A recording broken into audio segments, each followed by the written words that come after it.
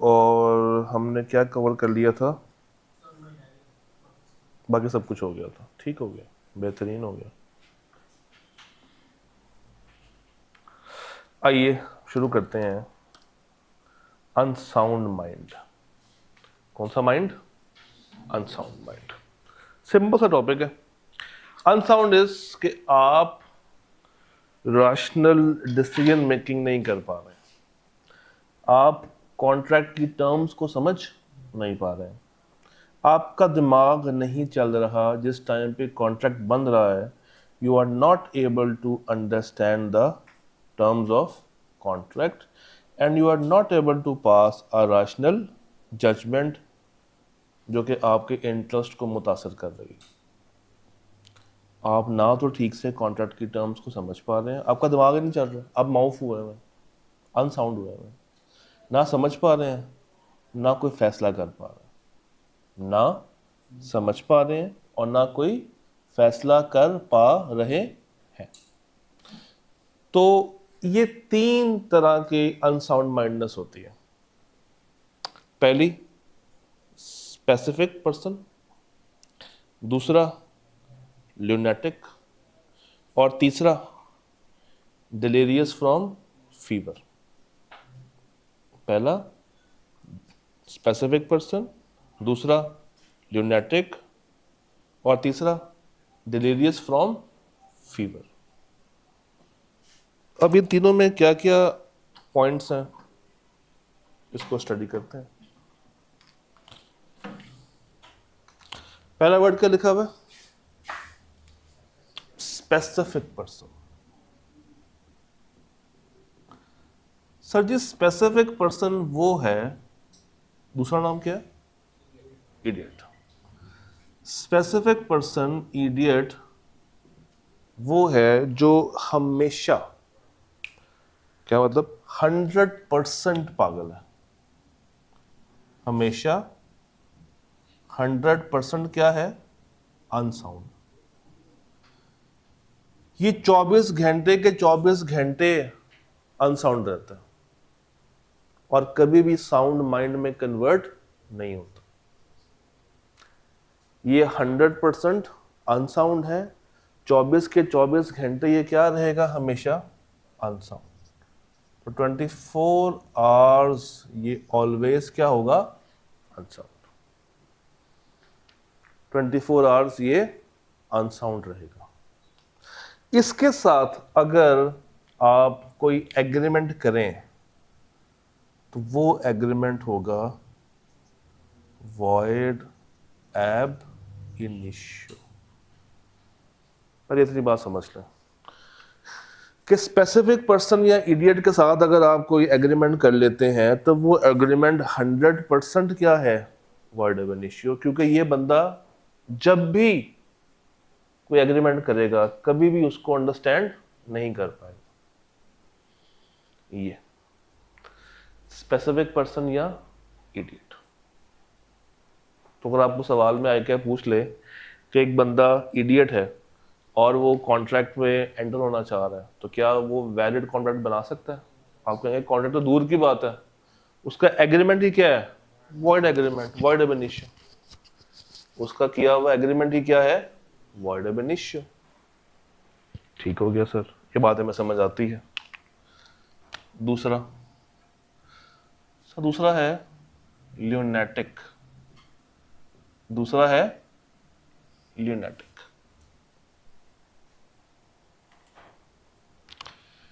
ये वो बंदा है जिसको पागल बन के दौरे पड़ते हैं। दौरे पड़ते हैं। आपने सुना होगा फिट्स, इसको फिट्स पड़ते हैं। मिर्गी सुनी? मिर्गी, ये वो किस्म है अनफॉर्चुनेटली। ये इडियट की तरह 24 घंटे अनसाउंड नहीं होते, मगर दिन का ज्यादातर हिस्सा, दिन का ज्यादा हिस्सा ये अनसाउंड होते हैं। दिन का ज्यादा हिस्सा ये लोग कौन है? अनसाउंड। एक परसेंटेज लेके समझ लेते हैं कि 20% of the time sound mind होते हैं और 80% ऑफ द टाइम ये क्या होंगे? अनसाउंड होंगे। 20% ऑफ द टाइम साउंड और बाकी का 80% अनसाउंड। ये ल्यूनेटिक्स है। अब जब ये अनसाउंड है, जब ये अनसाउंड है, तो इस फेज में अगर ये कोई एग्रीमेंट एंड में एंटर होने की कोशिश करें तो जनाब अली वो एग्रीमेंट क्या होगा? वॉइड एग्रीमेंट होगा, वॉइड अब इनिशियो हो जाएगा। अगर ये कब एग्रीमेंट कर रहे हैं? जब ये अनसाउंड, जब ये अनसाउंड, तो ये वॉइड अब इनिशियो, वॉइड एब इनिशियो।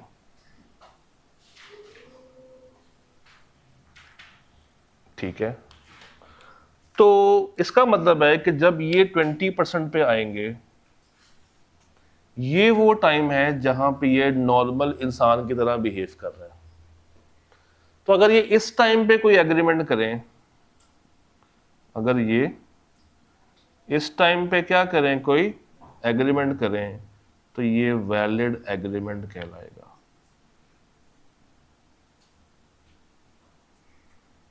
ये क्या कहलाएगा? वैलिड एग्रीमेंट कहलाएगा। इतना नोट कर लें पहले, फिर इसमें एक और पॉइंट बताता हूं, मगर पहले यहां तक उतार लें।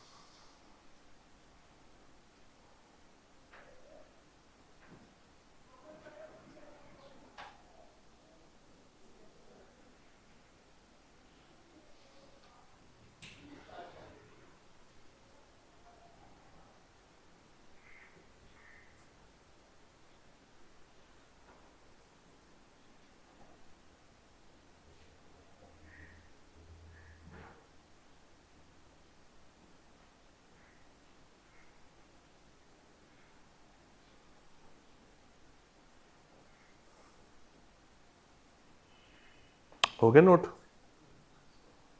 हो गया? चलिए, तीसरी किस्म, नहीं पहले यहीं तो वापस आते हैं। इसमें अब हमें ये कैसे पता चलेगा कि जिस टाइम पे ये एग्रीमेंट कर रहे हैं ये साउंड है या ये अनसाउंड है? ये कौन बताएगा, कैसे बताएगा? तो यहां पे बर्डन ऑफ प्रूफ,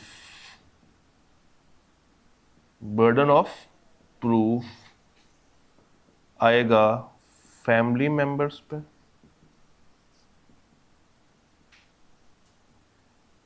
या उसके डॉक्टर्स पे। यानी कि फैमिली मेंबर्स या डॉक्टर्स ही बताएंगे कि इस टाइम पे ये साउंड है या ये अनसाउंड, और कोई बता नहीं सकता। फैमिली मेंबर्स या डॉक्टर्स के अलावा कोई और इन्फॉर्म नहीं कर सकता, किसी को पता ही नहीं कि ये इस वक्त किस फेज में है, ये साउंड फेज में है या ये अनसाउंड फेज में।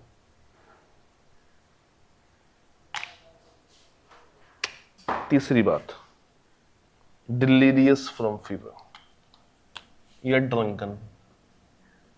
ड्रंकन क्या मतलब? ड्रंकन पानी पिया हुआ, आब जमजम पिया हुआ, शहद पिया हुआ, दूध पिया हुआ, लस्सी पी हुई है, वाइट बियर पी हुई, लस्सी, इसने नशा किया हुआ। क्या किया हुआ? नशा किया हुआ। तो इंसान इस फेज में 20% अनसाउंड रहेगा, यानी कि उसका रिवर्स होगा, 20% अनसाउंड और ज्यादातर ये क्या होगा, साउंड। ये सिर्फ अनसाउंड कब बनेगा, जब ये कोई नशा करेगा। जब तक नहीं कर रहा ये क्या है, साउंड। जब तक नहीं है तो ये क्या कर रहा है, ओ सॉरी, ये क्या है, साउंड। तो अगेन वही पॉइंट कि जब ये अनसाउंड है तो इसके साथ किया हुआ agreement would be void ab initio, void ab initio। और दूसरी तरफ जब ये साउंड है तो यहां पे किया हुआ agreement this is valid, this is a valid agreement, this is a valid agreement. यहां पे बर्डन ऑफ प्रूफ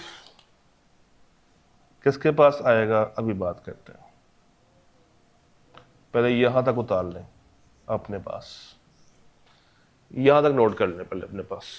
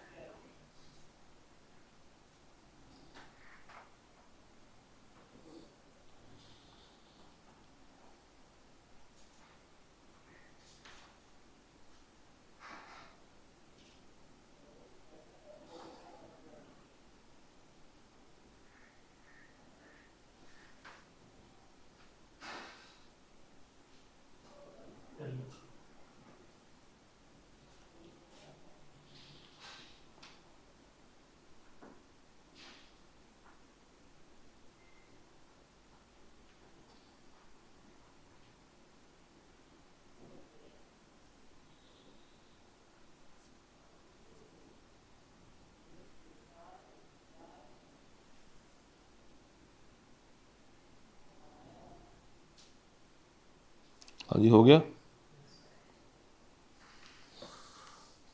मुझे एक सवाल का जवाब दें, इन दोनों में से मेडिकल बीमारी कौन सी है, मेडिकल वाली कौन सी है, जेनेटिक। मैं इन दोनों की बात करूं तो ड्रंकन में कोई मेडिकल बीमारी है, नहीं, अपनी गलती है ना। अच्छा, तो अगर आपको आपका दोस्त बरकत मार्केट में देखे नशा करते हुए, सिगरेट पीते हुए, और आपके घर कॉल करे कि जी आपका बेटा सिगरेट पीता पाया गया, तो घर वाले मान जाएंगे? क्यों? आप पे भरोसा है इसलिए। भाई घर वालों को तो आप पे इत्मीनान है ना कि आप नशा नहीं करते। वो जिस दोस्त ने फोन किया है उसको एक लफ्ज बोलेंगे, क्या? साबित करो। क्या करो? साबित करो कि हमारा बेटा गलत काम करो। आपको डायरेक्टली कुछ नहीं कहेंगे, पहले किससे प्रूफ मांगेंगे? उस दोस्त से। अच्छा, दोस्त ने क्या किया? कॉल करके आप पे इल्जाम लगाया। आप पे क्या लगाया? इल्जाम लगाया। यहां पे जो बर्डन ऑफ प्रूफ है वो उस बंदे पे आएगा जो इल्जाम लगा रहा, जो क्या कर रहा है, जो इल्जाम लगा रहा। और इल्जाम की अंग्रेजी होती है एक्यूज कर। क्या कर रहा है? एक्यूज कर रहा।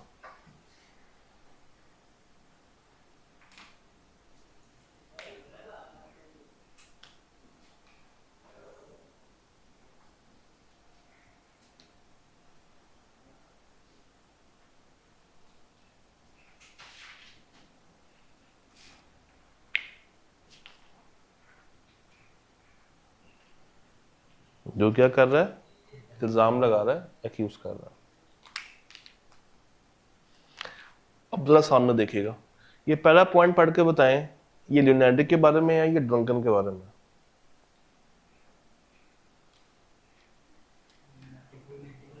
ल्यूनाटिक, यूजली ऑफ अनसाउंड और कैजुअली कभी कभी ऑफ साउंड। तो ये कब कॉन्ट्रैक्ट कर सकता है? When he is of sound mind. ये समझ आती है बात?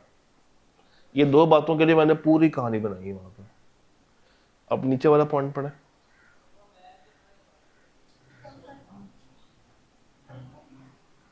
A person who is usually of sound mind मगर कभी कभी ऑफ अनसाउंड, यानी कि ड्रंकन या delirious from fever, may not make a contract, कब नहीं करेगा? When he is of unsound.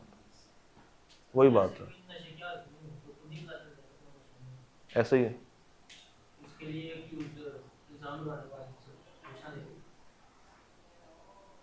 देखो कुछ ऐसे लोग भी होते हैं जो नशा करते हैं मगर जाहिर नहीं होने देते कि उन्होंने पी हुई है। अब हर कोई तो नहीं ना आप जैसा पी के झूमता रहता। तो ये सिर्फ नशे के लिए नहीं है ना, बेसिकली ये ड्रंकन के लिए और डिलीरियस फ्रॉम। आपने ना उर्दू की टेक्स्ट बुक में कभी जब पढ़ी होगी, मुझे ये इंटर में है शायद, एक वर्ड पढ़ा था, तपदिक। किसी को याद है? तपदिक। मुझे वो चैप्टर नहीं याद। एक कहानी होती थी उसमें ना, एक औरत को बुखार होता था काफी तेज। थी यार, है चिराग तले, नहीं चिराग की लखत जो भी था, उसमें ये वर्ड है तपदिक। ये वो है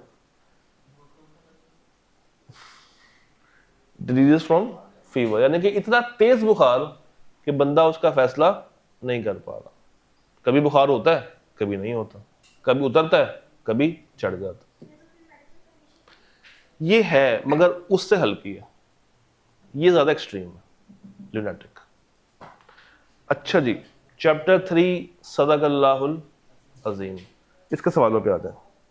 हमने मैक्सिमम कर लिए थे, अब जो रह गए हैं वो कर लेते हैं।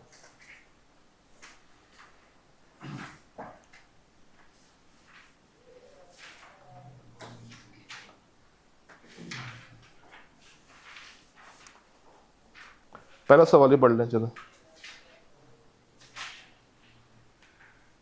बताएं इसमें क्या लिखेंगे।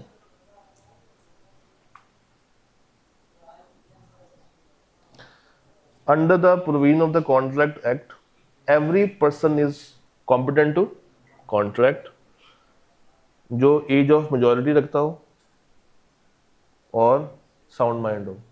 बताएं इन दोनों शर्तों के पूरा होने के बावजूद क्या ऐसे कोई लोग हैं जो कि कॉन्ट्रैक्ट में एंटर नहीं हो पाते, डिस्क्वालिफाइड। चार बातें कौन सी थी? एलियन एनिमी, जब जंग लग गई हो, इंसॉल्वेंट, फॉरेन, और चौथा चौथा कन्विक्ट। कन्विक्ट। तो 4 नंबर के लिए कितनी बातें लिख देनी है? 4। अच्छा, उसके बाद ये आलिया बाजी कुछ कहना चाह रही हैं आपसे, जरा पढ़िएगा क्या कहना चाह रही हैं। सवाल को रीड करें।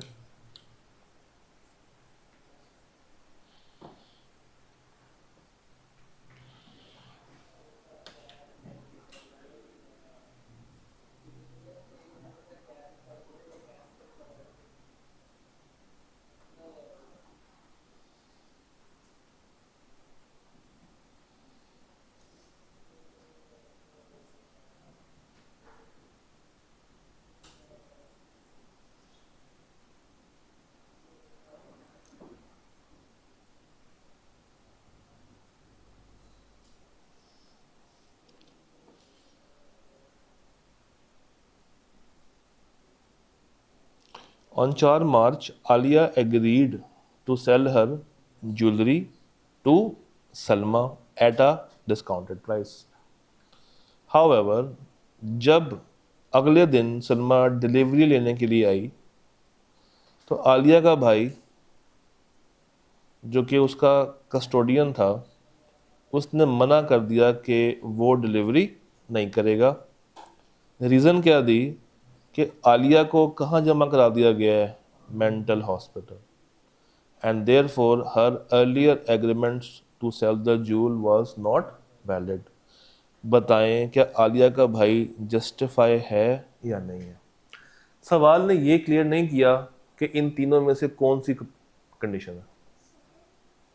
सेकंड तो लग रही है ना, एडमिटेड टू मेंटल हॉस्पिटल, और अगर फर्स्ट वाली हो ल्यूनेटिक हो, वो परमानेंट है। हम ये अज्यूम कर सकते हैं कि वो किसकी बात कर रहा है, ल्यूनेटिक की बात कर रहा है। तो अब मुझे बताइए, जब वो साउंड माइंड तो वैलिड होगा, जब अनसाउंड है तो वैलिड नहीं है, वॉइड है। प्रूफ किस पे आएगा? आलिया के भाई पे। अब आलिया के भाई ने ये साबित करना है कि जिस टाइम पे ये एग्रीमेंट किया गया था उस टाइम पे इसकी मेंटल कंडीशन क्या थी? बिगड़ी हुई थी, और ये क्या थी? लड़की अनसाउंड थी। जब तक ये साबित नहीं होगा, जब तक ये साबित नहीं होगा, ये ज्वेलरी देने का कॉन्ट्रैक्ट वैलिड माना जाएगा। जब तक ये साबित नहीं होगा तब तक ये क्या माना जाएगा? ये वैलिड माना जाएगा। आइए इसका जवाब पढ़ते हैं जो आई कैप का है। सामने देखिएगा,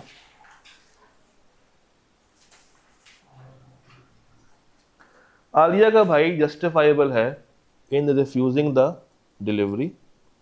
आलिया का भाई जस्टिफाई है in refusing the delivery if at the time of making the agreement Alia was not capable of understanding it and not able to form a rational judgment। यानी कि ये डेफिनेशन दे रहा है किसकी? अनसाउंड की। If Alia is usually of unsound but occasionally of sound mind, तो वो उस वक्त कॉन्ट्रैक्ट में एंटर हो सकती है जब वो क्या हो? Sound mind. However, if she was of unsound, ये एग्रीमेंट क्या है? Void। तो उसने जिक्र किसका करवा लिया आपसे? ल्यूनेटिक का करवा लिया। तो 3 नंबर थे। सबसे पहले आपने बताया कि उसका भाई जस्टिफाइबल है या नहीं, इसका 1 नंबर, कि उसका भाई जस्टिफाइबल है या नहीं, 1 नंबर इसका आ गया। उसके बाद अनसाउंड की डेफिनेशन लिखने का आपको 1 नंबर मिल गया, और नीचे ये वाली बात का 1 नंबर मिल गया। और ये वाली बात वाला कहाँ पे हमने पढ़ी थी किताब में? यहाँ पे ये लिखी हुई है, ये लिखी हुई है। जब वो यूजली ऑफ अनसाउंड हो मगर कभी कभी ऑफ साउंड में।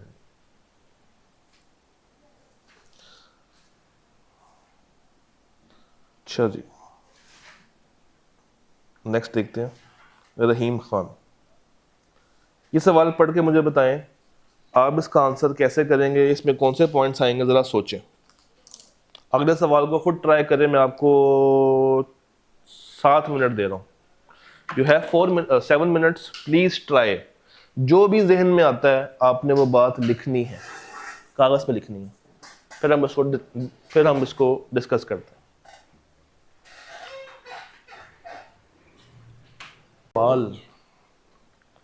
Rahim Khan is a software engineer who runs his own IT firm.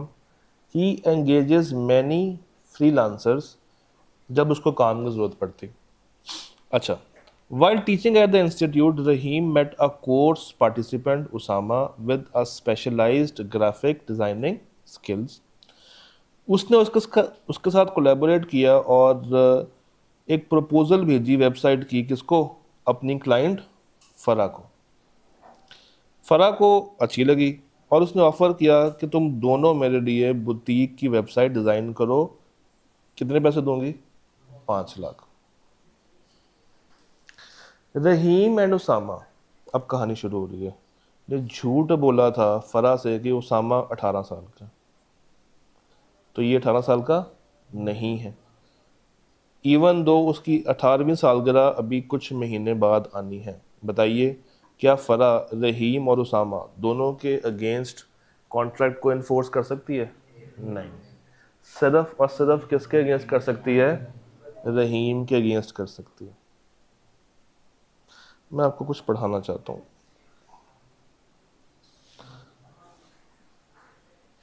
इसमें क्या मेरे पास ये वाला पॉइंट फिट हुआ? ये तीसरा, चौथा sorry, if a minor enters into an agreement with a major person, दो है ना, रहीम और उसामा, तो अगर if Usama enters into an agreement jointly with Rahim, then such agreement can be enforced against Rahim, जिसने जॉइंटली क्या किया है, परफॉर्म किया। सर 2 नंबर के लिए तो चलो ये बात समझ आ गई, अगले 2 नंबर के लिए आपको नीचे वाली बात भी लिखनी पड़ेगी, क्योंकि अगर आप गौर करें तो एक वर्ड और भी यूज हुआ है, लाइड, झूठ बोला। इसका मतलब ये है कि अगर उसने अपने आप को फ्रॉडुलेंटली ये रिप्रेजेंट करवाया कि वो एज ऑफ मेजॉरिटी रखता है, तो लॉ कसूरवार किसको ठहराएगी? फरा को। लॉ के नज़र में कसूरवार कौन है? फरा, क्योंकि लॉ के लिए, इसके लिए ये तो सिर्फ क्या है, एक गलती है, और लॉ माइनर की गलती को बिल्कुल ही इग्नोर कर देता।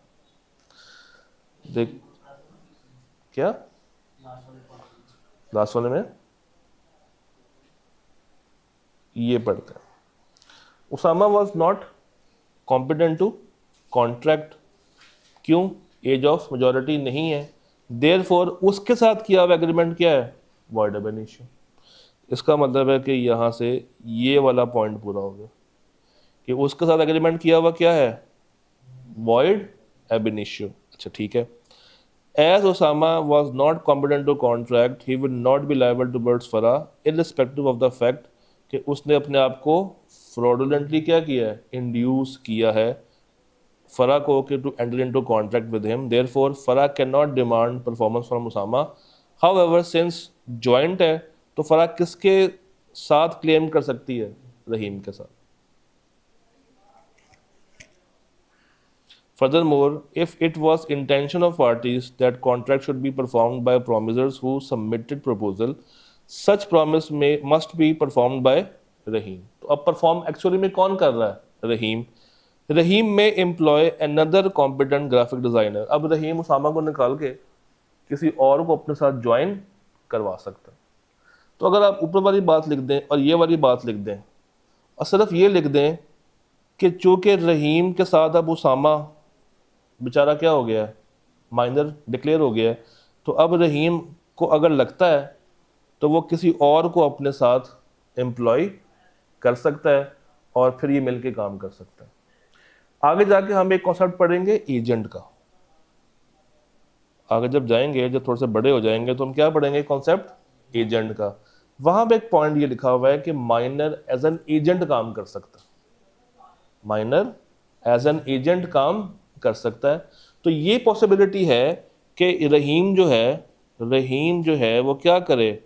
उसामा को अपने पास एज एन एजेंट रख ले, तो उसामा सिर्फ लायबल होगा रहीम को और उसामा फरा को लायबल नहीं होगा।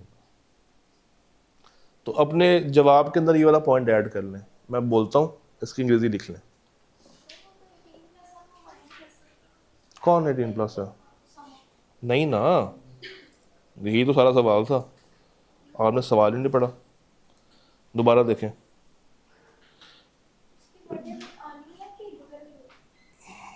देखें, रहीम और उसामा लाइड, झूठ बोला फरा से कि उसामा 18 साल का। उसका मतलब क्या है? 18 से कम का है, इवन दो उसकी 18वीं सालगिरह आने में अभी कुछ महीने बाकी हैं, अभी आनी है। हाँ क्या?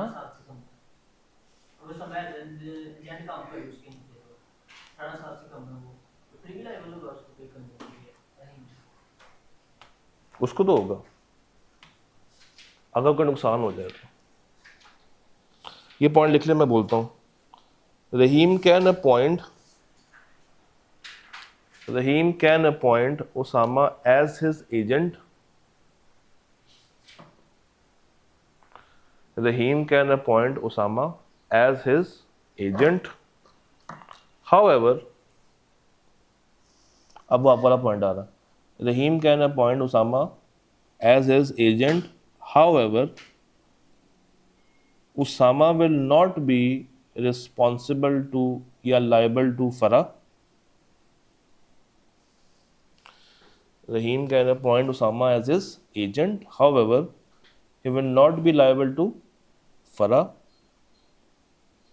and only Rahim would be liable to Farah. And only Rahim would be liable to Farah. अब इनका आपस में जो भी रिश्ता होगा वो हम चैप्टर नंबर 10 में जाके पढ़ लेंगे कि रहीम और उसामा का आपस में क्या रिश्ता बनेगा। चैप्टर 10 डील करता है किससे वाला? एजेंसीज। चैप्टर नंबर 10 डील करता है। Chapter 3 done. सदक़ल्लाहुल अज़ीम। कल जुमे, कल हम लोग चैप्टर नंबर 8 पर छुरी फेरेंगे, एक सफ़े का, तो कल ही शुरू होगा और कल ही ख़त्म हो जाएगा। मंडे को टेस्ट है चैप्टर 3 का एंड 8 का। डन। अल्लाह हाफ़िज़।